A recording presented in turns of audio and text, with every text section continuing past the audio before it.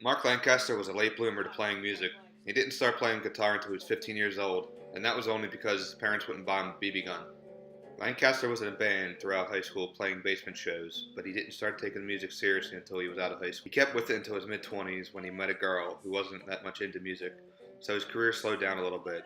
But once he broke things off with her, it started gaining steam again. Picked it up, and then it keeps moving along. You know what I mean? And it's like I haven't figured out the formula yet. How to get out of the local bar scene. Lancaster is 35, so he's lived through the transition from vinyls to cassette tapes to CDs to where we are currently with digital downloads and streaming music. According to Nielsen Soundscape, physical album sales continued to decline in 2014, but vinyl sales showed record-setting strength. Last year, sales increased 52%. Vinyls are making a comeback in 2015. But why exactly is this happening? It's something you can touch, you can hold, you can feel. It's tangible. You know what I mean? It's like it's there. You know what I mean? You can look. You can see the artist. You get to know the artist. And it has a better sound actually. It's like having a live band sounding the best they can sound in the room with you, with mistakes at a minimum. For Justin Cascaden, a longtime friend of Lancaster, the reason vinyls are better than a CD or an MP3 is because it's a lot grittier and it's not pure sound. Cascaden first started getting into music when he was 12 or 13.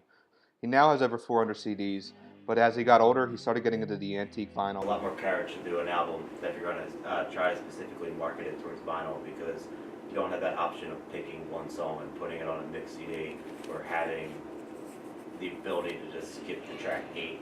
I'm more surprised that they mass market vinyl, if anything, just because, like I saw recently, that Spotify makes more money than the entire United States record business in 1 year. I understand it, but to me, I feel like people are missing out on what a band does. Cascaden first met Lancaster when he was 10 or 11 years old.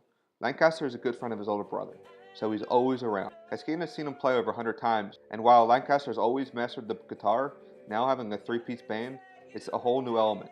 And while he's still playing in bars, and that's a hard scene to get out of, Cascaden believes he can, but it might be out of his control. So, to me, it's a lot of networking and then probably opening for the right band at the right time. But you never know the audience you're going to get playing in certain bars. Like Dob, sometimes he's opening up and the rest of the night's like a punk band.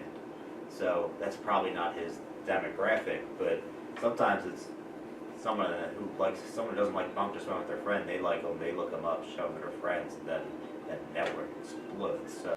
For AV News, I'm Tom Doherty, Section 2, Group 5.